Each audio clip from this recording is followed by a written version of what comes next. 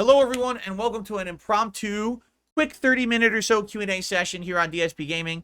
We just finished up Still Wakes the Deep, which was a shorter game, and we have a little bit of extra time on today's stream, so I'm just opening it up to open discussion. And if anyone wants to talk, tag me in the chat. Let's see what people have to talk about. The voice actor for Roy did voice work in Elden Ring. I'm sure a lot of voice actors do voice work for many different games these days. There's a game on PS Extra called After Us, a neat short adventure game, 10 hours long, free if you have PS Extra. Will you check it out? No, I don't have PS Extra. So unless it's something that people want to see, I've never heard of it until this moment. What's for dinner tonight? I think my wife is making a new chicken dish she started making, and she's kind of like tweaking it. What it is white meat chicken with diced peppers, variety of peppers mixed together, different colors, pineapple, and a few other things like herbs, spices, and like a sweet and sour sauce. You cook it all together. You put it over a bowl of white rice. So it's kind of like a sweet and sour chicken deal, but it has other things with it, which is really good. So we're having that for dinner tonight. Darth Gulbach says, I'm surprised it still Wakes the Deep because even though the ending isn't definitive, they never really explain a lot. Yeah, I mean, it is what it is. I don't really want to spoil in this video because I want to watch the end of the playthrough. I don't want them to watch this video and be completely spoiled on the game. But essentially, Still Wakes the Deep does not have a true ending. It's a cliffhanger, open-ended ending that a lot of horror does, and it upsets me because I don't like open-ended. Just give me a real ending. If I played through your game for 5 hours, tell me what happened, not make me guess or try to figure out or hypothesize. And they do that a lot with horror, and I don't like that. So, anyway. Dobhan says, great, well-made game. The dev called Chinese Room. There's some lads from England. Hold on. Some lads from England who were the original team of modders for Half-Life back in the day. Oh, that's neat. Definitely there were Half-Life elements in that game, for sure. Yeah, absolutely. What is the first game I will play when the Marvel vs. Capcom Collection comes out? I would like to maybe jump online and do some multiplayer in like Marvel 1, Marvel 2, or X-Men vs. Street Fighter. But like I said, what I'm planning to do is just like we did with that Street Fighter collection many years ago, I want to do an event where we go through the history of versus fighting games. We'll start with X-Men Children of the Atom. Then we'll do Marvel Superheroes. Then we'll do X-Men vs. Street Fighter, Marvel vs. Street Fighter, MVC 1, MVC 2. And each one, I will play through a standard arcade mode run of the game, explaining the gameplay mechanics, talking about the characters, seeing who the final bosses are. We'll do all that together. I think that would be really, really neat to do that, right? Then we could go online and play them all. But, I mean, I might want to do just a session where we just jump online and see if I can remember how to even play the games. It's been so dang long since I played them that in some case I might be like, not even remembering how to play the games, right? But we'll see. Is Kalisto Protocol worth playing on Game Pass? Yes. I personally really liked Kalisto Protocol. A lot of people didn't like it. I thought it was good because I wasn't expecting Dead Space. It has some similarities, but a lot of differences from Dead Space. And as long as you're okay with that and you want to learn this new combat engine with melee attacks, it's a great game. So I say don't write it off. It's Game Pass. Definitely give it a look. Andre the DJ says, which of the short games would you likely replay? Still Wakes the Deep or The Order? Neither, because I think that's the cool thing about the experience of a small game is that you can play it relatively quickly. You get the digestible experience, but you've gotten it. You don't need to play it again or worry about it. There's nothing to go back and grind to do. You've seen it all. I don't think I would ever replay either game. There's no point. Is Thanos good in Marvel vs. Capcom 2? Absolutely not. Nope. He's actually quite bad. He has an infinite, and if you can't call it with the infinite, that's the only thing he can do. And it's very hard to catch anyone with the infinite.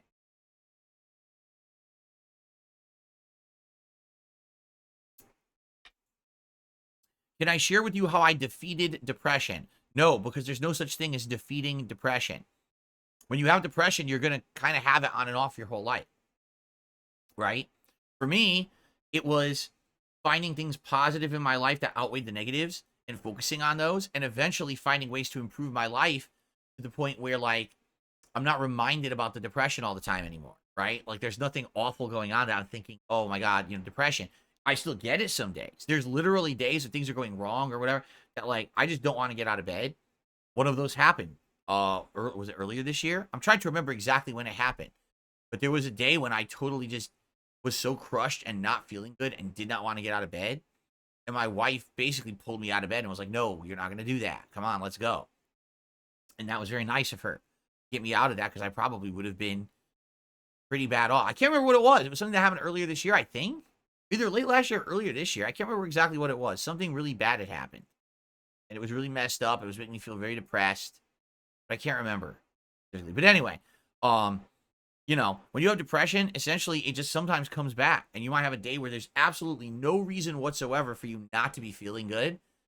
And you just feel like shit. You feel awful about yourself. You feel awful about everything around you. You just don't want to do anything, right? Everything is doom and gloom, and you can't get out of that mode. And it just happens. That's depression, man. But there's, you know, as long as you have positive things, positive influences, things that are meaningful to you around you, you can get yourself distracted enough that you don't feel that depression all the time. Because there's a time when I was feeling like that all the time. And I don't anymore, which is great, right? Okay. Okay. Let's see here. What flavor of water is that? Key lime. Is it a liter? I don't know, because we don't go... Oh, yeah, it does say a liter. It does say 1 liter on there, because we go by ounces. But it says 1 quart, 1.8 fluid ounces, or 1 liter.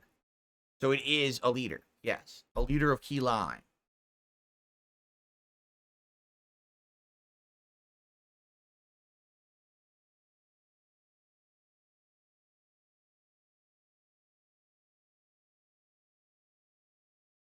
Yeah, that is true. Depression is something that you learn to manage and live with when it creeps up. You don't cure it. There's no curing depression. You know, that's like saying, you know, how do you cure anything with the brain? Shock therapy it or whatever, like doctors used to say you think you could do, right? Do I think antidepressants are a scam? No. Antidepressants all work in very different ways. Like, I'm aware there's some antidepressants, all they do is they numb you. So they numb you so there's no emotion. It's like, so would you rather go through life with negative emotions or no emotion? Right? Like, is either better? I don't know.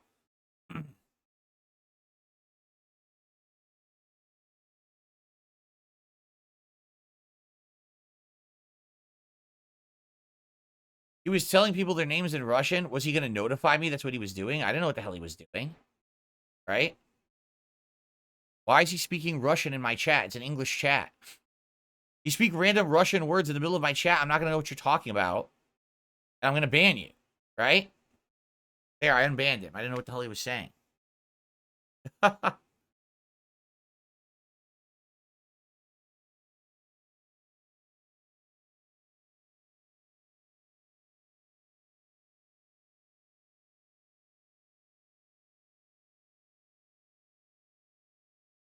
All right. What would you guys like to talk about? Tag me in chat. Can I believe they're paying Subway sandwich artists $20 an hour in California? There's a lot of places in the United States that have an insanely high minimum wage right now. You know? And what can I say about it? I mean, does it temporarily help certain people? Yes, it does. Will that drive up other costs and prices and make inflation worse? Yes. It's been tested that it will. But I don't know. Like, with our government the way it is right now, I don't even know what's going to help. Inflation has not been stopped. It's still everything's still way too expensive, and it doesn't seem like our government has a plan to stop it at all. Just they act like they are, and then it just gets worse. So, but this is not a politics chat. I don't want to really get into that. Okay. No, I'm not reviewing The Boys. As I said earlier, The Boys season 4 turned out to be way ultra political. Way ultra political. Like, listen, as you know, I'm middle of the road. Sometimes I think that either side is right. Sometimes I think either side is wrong. I don't fully agree with either side at all. And I pretty much feel like in the United States, our government is a bunch of bickering children. It's sad that they don't work together for the greater good of the people. Instead, just whatever their own very specific, greedy personal interests are. Okay? The Boys season 4 is well written, well acted, funny, intelligent, but has a plot that very much is parodying our political system right now. But the plot is that one side is incredibly bad and wrong, and one side is incredibly good and right. And I don't actually think that's the case at all. So I think that that's kind of messed up. Because if you're watching the show, you exactly know what they're talking about. Like, they're trying to make Homelander into Donald Trump at this point. And they've got characters who are supposed to be like extremist, right-wing conspiracy theory people, right? And I'm watching it, I'm like, it's entertaining, but it's actually pretty annoying because I don't necessarily need that kind of level of 100% blatant political commentary in a show that I'm watching just for fun. There was always politics in The Boys, but the first couple of seasons was more like it was about the heroes being evil and corrupt and how having heroism tied in with a corporation could be bad because corporate, I get that. And it actually was interesting. It was like the evil Avengers or the evil Justice League, right? Now, it's really not even about that at all. It's become so political, the show. It's really about left and right ring at each other's throats. That's fucking season 4 of The Boys. So if you're okay with that, great. But like, do I really want to sit here and review this and then have everyone just degrade everything into a complete political discussion? No, I don't. If I want to do that, I'll just open DSP Politics right now and I'll start talking about politics every day constantly, right? I don't understand why they did it that way, at all. I think that they kind of screwed the show over going too far that way. Being honest here, I find the show still entertaining, but harder to enjoy when you're forcing direct political commentary down my throat that hard. There's ways to do it that are more tasteful, but it's kind of like, here it is, enjoy, and shove it right down your throat. So you better be ready for politicking and politics in general if you're gonna watch that show at this point. So. Soul Psych Records with a super chat says you're resilient as fuck despite those feelings. Well, thank you. I think he's talking about his feelings about depression and things. Yeah, I appreciate that.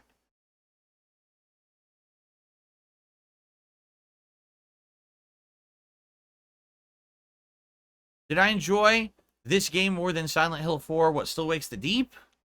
I think it's good, but no, I think Silent Hill 4 is better. Would I consider bringing back Old Man Shouting at Clouds segments? I mean, I still do kind of do them. I just don't remember to put the meme on the screen.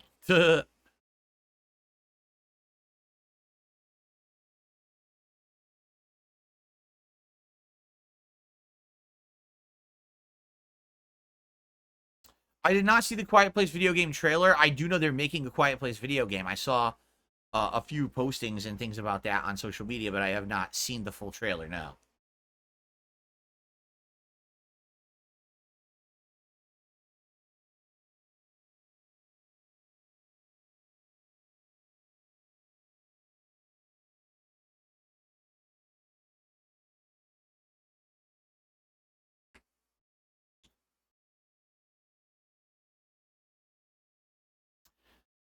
When I play with Geef later tonight, Zangief and Street Fighter 6, we're starting casual. We'll see how it goes. If I still feel like I'm not solid enough, we'll stick in casual. If I feel like I've gotten to the point where I'm solid enough, then we'll go ranked. It's not a big deal, honestly. Either way, the matches are great. I think that last session, it was a really good one.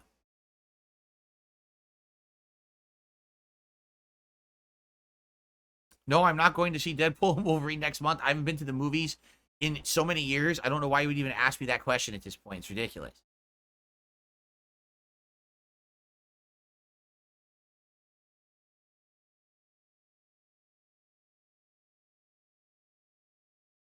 There's an interactive thriller called Amanda the Adventurer.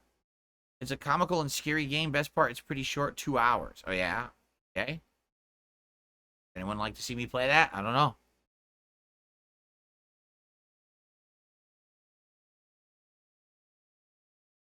Jade, I will do many spitting pile drivers tonight. No worries.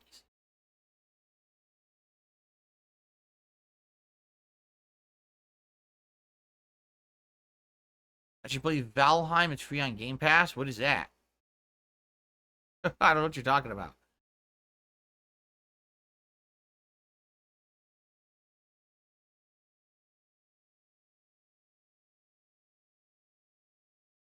That's right.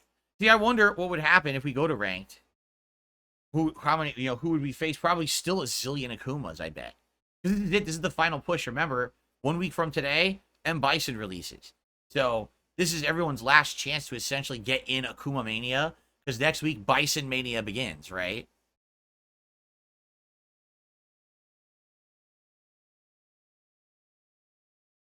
Valheim is not a solo thing, really. Oh, know anything about it. Good. I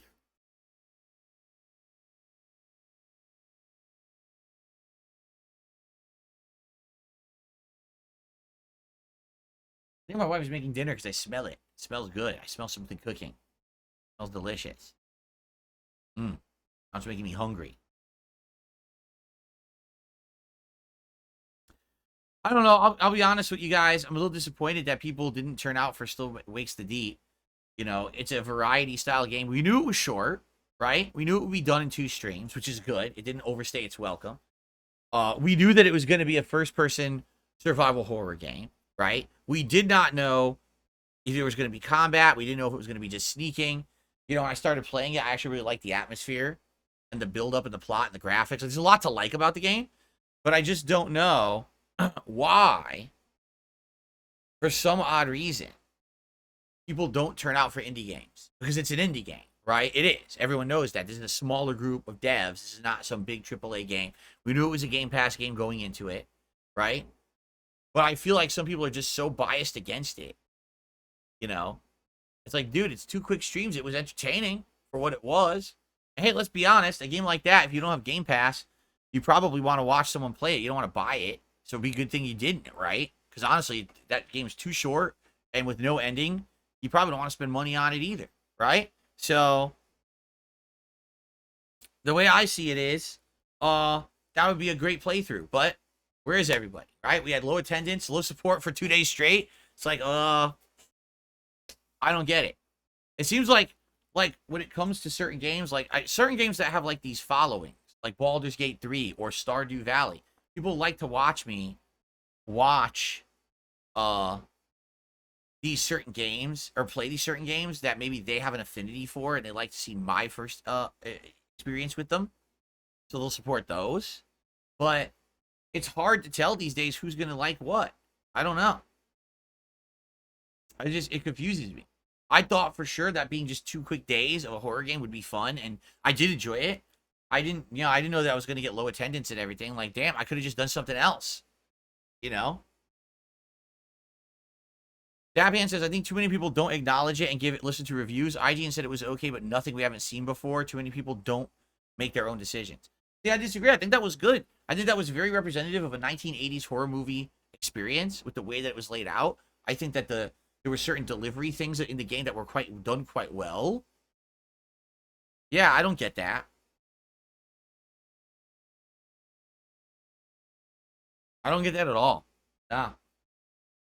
I would say it was a decent Game Pass game, for sure, and it was a decent horror experience. I would have been upset if I bought the game and had no ending. All they had to do is give it an ending, and it would have been great. But I guess, again, these people they're so afraid to write an ending for anything horror.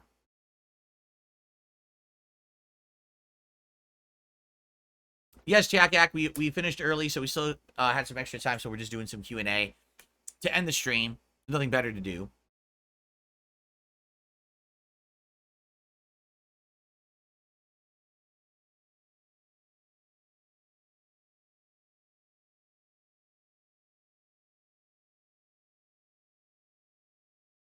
It got compared to Outlast in a lot of reviews. I think people just thought it was another walking sim with a bit of spook. I mean, okay. In regards to Outlast, right? I mean, yes, the entire thing is first person. The entire thing is survival. You're never attacking, and there's a lot of gore and there's a lot of like jump scares. But I don't know if it's really Outlast. Outlast was way kind of over the top with that, right? With the amount of gore and stuff. This had gore, but it was more body horror gore or mutations rather than like, brutal mass murder. I don't know. I've seen the movie The Menu. I have not seen the show with the bear. I've seen the movie The Menu. Yes. No, I never counted how many times I've blinked in a day. That's ridiculous. A lot of people are disappointed there's no combat, even though it's obvious there was none from the trailer. Wow. I think, here's the thing. This game was very short. It was only 4.5 hours, basically, right? And for the experience that it was a full experience. And I felt like it did a good job of keeping the pacing up. It never felt boring, right? It was good. It was claustrophobic. I like that. It was claustrophobic moments, too, right? Pretty cool. Outlast is interesting because Outlast starts off as one kind of game, and then by the time you get to the end, it completely changes, right? If Outlast 1 starts off that everyone at this asylum is insane and trying to murder each other, including you, but then you actually find out that there's supernatural experiments being conducted under the fucking thing, under the building. And then later on, you get to find that ghost or whatever it is at the end, it's killing people, right? That's just so crazy. It's such a different twist because it's so different from what you thought it was going to be. And then the DLC is even worse. It's like, oh my god, right? This game was a little more straightforward. Once you started seeing the monsters, you kind of understood what was going on. You don't get an explanation, which is sad. But I think Outlast 1, I would say, is a better game than Still Wakes the Deep. Because of that, because of its length, and because of the big plot elaborations and twists, makes it pretty interesting. But at the same time, this game was fine because it's Game Pass, right?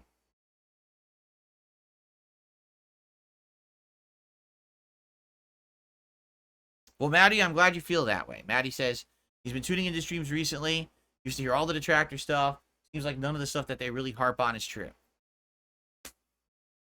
I don't know what else to say. You said it, not me, right? I don't sit here and say that. They say it. You people come in here and say it, and I'm like, yeah, I know. I don't know. 90% of the time they're making it up or they're exaggerating something so dumb, right? They turn it into a overblown thing that makes no sense. Like, for example, last week when I'm playing Street Fighter, I turned to the audience and everyone in chat's talking about stakes or whatever. I'm like, well, I'm playing Street Fighter. I wish more people were watching the stream and paying attention to my Street Fighter gameplay. I'll let it ride. So I let it ride for like a half an hour. I kept playing. I turned back again a half an hour later. And again, it's the entire chat doing it. And that's when I realized there was a bunch of sock accounts in there that were literally in there to do it on purpose to try to get my stream derailed.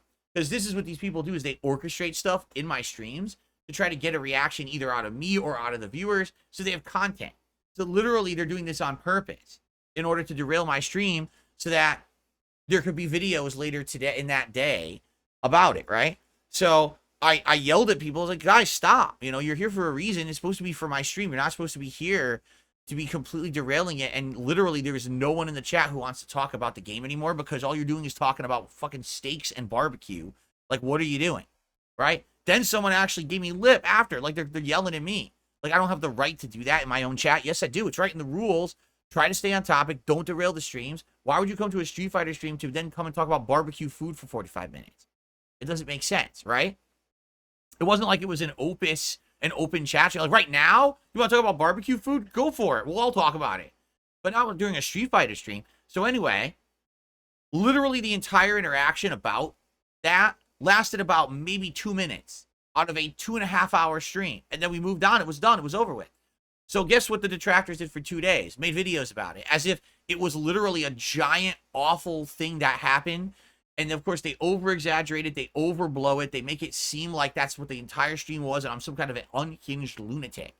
When in reality, it was 120 seconds. And then we all moved on. I went right back to playing, and there was no problems at all.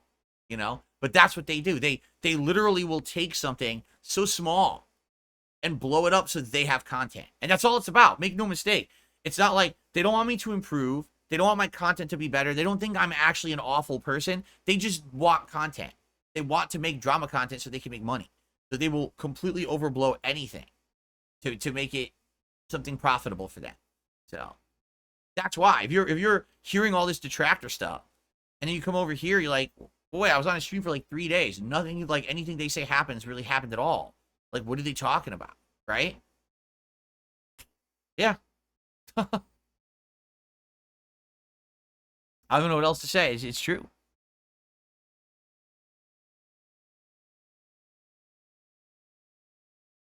Why are there so many troll videos of me? Because they're profitable. It's just that simple. Because they make money. If there was no monetization on bullying or on defamation content on YouTube, these people would not exist. Because they're only doing it for money. That's it.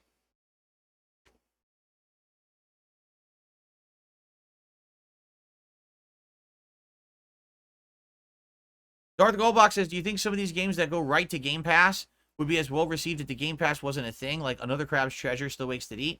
It all depends. Like Another Crab's Treasure is a fully featured Souls-like.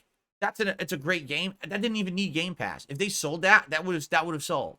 Still Wakes to Deep, man, a 4.5-hour game with no ending. That's a Game Pass game. You know what I mean? Like if I had to pay for Still Wakes to Deep, I'd say $20 tops. You know, or wait for a sale because it's too expensive, you know? Carlos says, really funny that most of the workers in the game died because the company went cheap on everything. And the same thing happened in the worst oil rig accident ever in 1988. See, I didn't know that. Maybe that's actually what they're trying to reference. That it's kind of like, it was kind of the same theme, maybe.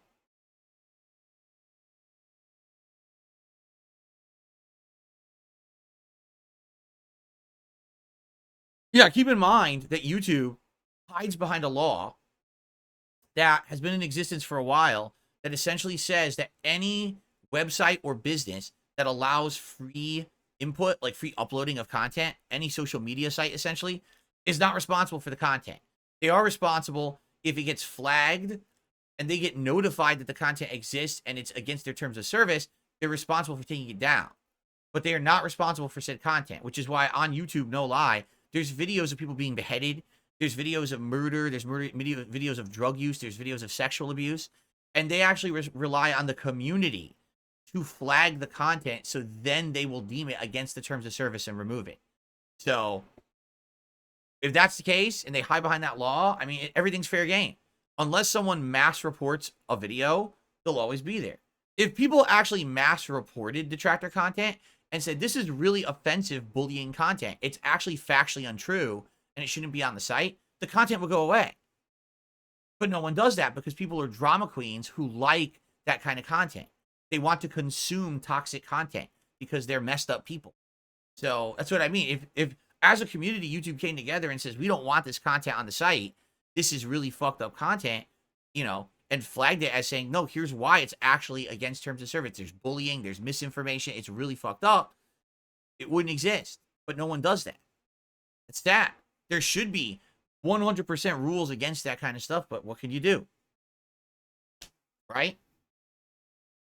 And there's nothing you can really do. Like, even if you report it, YouTube just most of the time ignores it. YouTube will really only pay attention if you sue. So if someone slaps a lawsuit, they'll pay attention. Or if it actually has something that's harmful. Like, for example, if a detractor put out a video that actually revealed personal information that shouldn't be there. Like, if they had a video with my address in it or my phone number in it, you can then flag it. But that's about it. That's all they care about.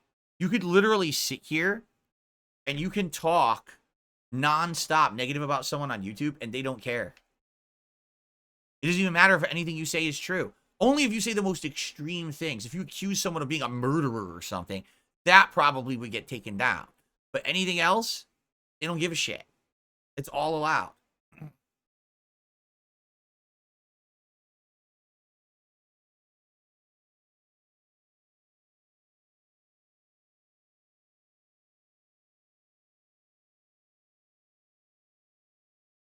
Yeah, me too, Dab Hands. Like, Dab Hands says, I can honestly say I never really watched or seen troll content videos. I don't care for them.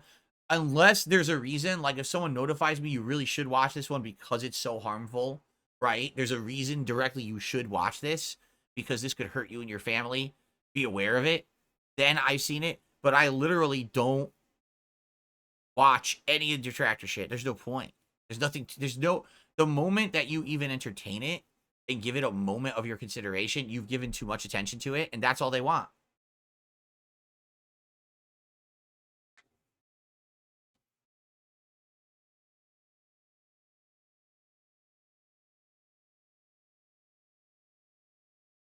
See, John, what you don't realize is that what you're saying is, again, it's because of that law. John says, they're a service provider. Your damages would be with the person defaming you. That's only true because of that law. Did you know that in India, okay, in India, if you put out any defamatory content about someone, the public eye, and that actually hurts that person's reputation or business, that you are legally responsible 100% in their court system and whoever put out that information. So that's why there's different rules and regulations for people posting content all around the world on a thing like YouTube. Yeah, their laws are very different over there. They don't allow that shit at all. So the only reason when you say YouTube's a service provider, it's really a moot point. They're still allowing defamatory content. They're still allowing harmful content because they hide behind that law that says, oh, well, we're not responsible for anything uploaded to the site. That if that law was ever stricken down, the entire internet would have to change. What would happen is, let's say, for example, you upload to YouTube. There would have to be a queue. Your video will not go live immediately. It has to be reviewed. And then the video gets reviewed. And once it gets reviewed, it gets a check mark of approval. And then it goes live. And it could be like a 2 to 3 day stagger, I would even say. Seriously. And I wonder, I'm curious, would that actually do anything? Right? Like, if that was the case, if they were actually legally responsible for things uploaded to the site, would they not allow bullying? Right? Would they say, man, it's too much of a liability? They could get sued for all of it. They'd probably change the whole business model. But you know what they'd have to do? They would have to hire 10,000 employees to review all the videos. They'd actually have to hire staff, which is hilarious because they, you know, so much of YouTube is automated. Imagine if they actually had to have humans do the work. It would be crazy. You have to wonder if YouTube would change entirely, because then it would be not feasible in order for people to operate the site anymore, because it would cost them so much because they need employees to actually work there. For live streams, I'm sure what they would do is they would have some kind of a protection criteria or clause, right? That's what I would think for the live streams. Here's the thing. It's not, let me put it this way. It's not that the difference right now is that YouTube is 100% off the hook. So is Twitch. So is Facebook. All these sites are off the hook. They can never be held responsible for the content on their site, period, because of this law. If the law changed that says they can be responsible, likely there would then be criteria created around the level of responsibility. So, for example, for a live stream, perhaps the live stream would have to be required to be delayed by 30 seconds so that they have chances to review content or chances for something to be flagged if it was deemed inappropriate. And maybe the law would be like, as long as they're notified and it's shut down within a certain set period of time, then it's okay, right? Like, maybe that would be it. Maybe if inappropriate content was uploaded and it was identified within 24 hours and removed within 24 hours, then they're not responsible. But if they just have a full hands-off, you know, thing, then they're responsible legally. Like, that's what would happen, is there'd have to be, like, new criteria established around the change to the law.